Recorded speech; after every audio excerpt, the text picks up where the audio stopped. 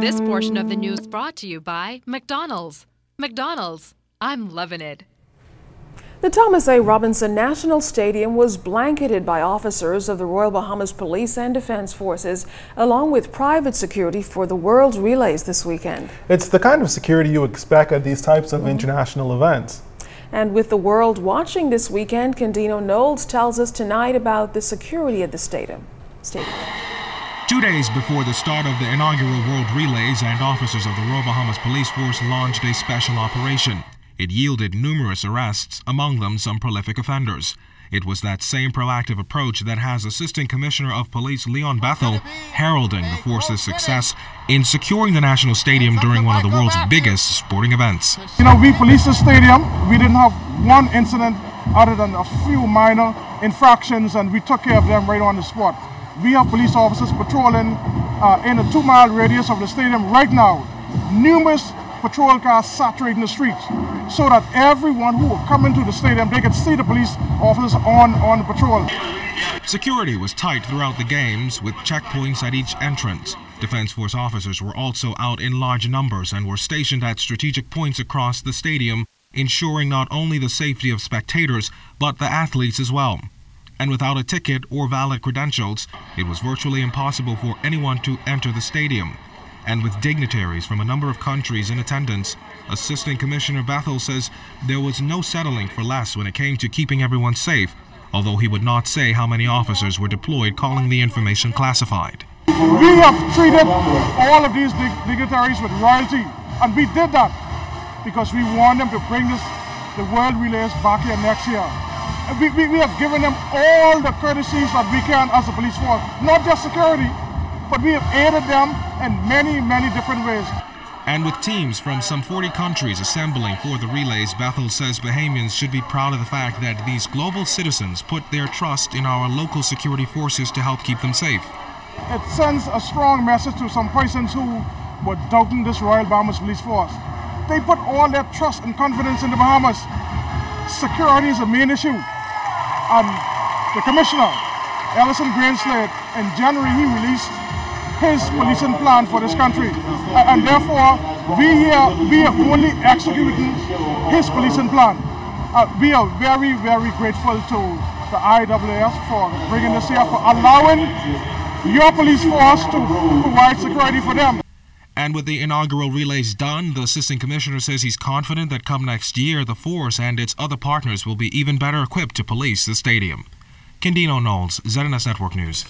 The 22 young men participating in government's shock treatment program were also at the IAAF World Relays. Program organizer Carlos Reed explains that part of the initiative, which is aimed at addressing behavioral issues and getting the young men on the right path, is exposing them to a world of possibilities. We want to expose them to some of the positive realities in life, being able to come down here and buck shoulder and watch some of these world-class athletes perform on the track. Our vision is to see these young men become all that they want to become, all that they could become through the shock treatment program. Ulrich Smith and Adrian A.J. Thompson are among those in the inaugural group, and they talked about their experience thus far, calling it an eye-opener and rewarding. Shock treatment, at first it started off a little rocky and scary, it was not. Then it turned out I guess the sweet part, when we get to come here, was not. Going to shock treatment, it was like a good experience because it's to really show us the good side of life and the bad side of life. The bad side of life, I don't think no one really wants to go to jail. Shifting to news from the courts, 4 men accused of importing close to $1 million worth of marijuana was charged in the magistrate's court today. Our Jiminy DeSwain was in court as drug enforcement officers hauled the men before the judge.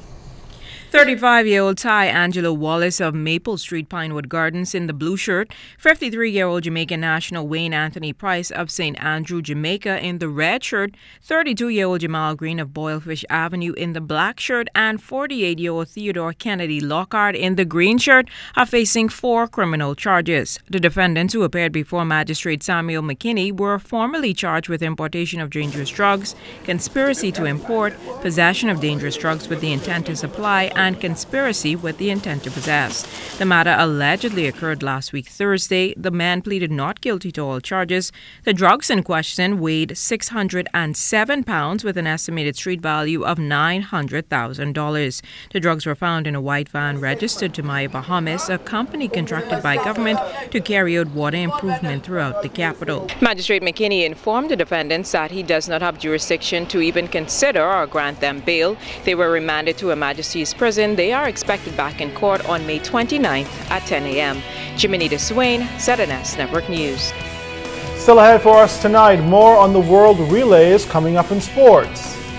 Including a look at the lone medal from the weekend for the Bahamas. You're watching The Bahamas Tonight.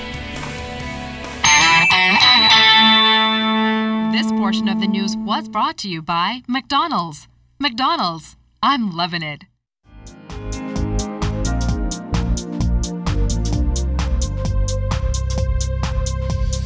This is your Royal Fidelity Business News. I'm C.S. Scatterly. MasterCard officials say the Bahamas is one of the top destinations in the Caribbean, calling it one of the best markets for them. We have a strong commitment with the Ministry of Tourism, and that's why we are looking for ways to enhance the acceptance in the island and focusing on the micro merchants, especially who are in the need to provide these services. The Ministry of Tourism has also dubbed MasterCard as the official card of the Bahamas.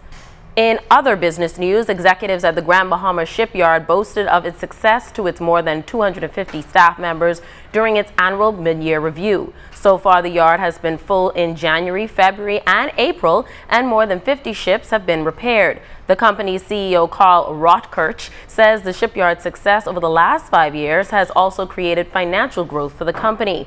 Overall, they believe the prospects for the rest of the year look strong, as the yard is reporting a steady flow of business for the rest of 2014. And in international business news, Apple is requesting a retrial after a California jury ordered Samsung to pay the U.S. company $119 million in damages for infringing on 2 of its patents. Apple had been seeking damages of $2.2 billion after accusing Samsung of copying 5 patents, including the slide to unlock function. The U.S. company also filed a permanent injunction to prevent Samsung using the patents it was found to have infringed. Samsung filed court documents too, but the contents have not been made public. This has been your Royal Fidelity Business News. I'm C.S. Scatterly.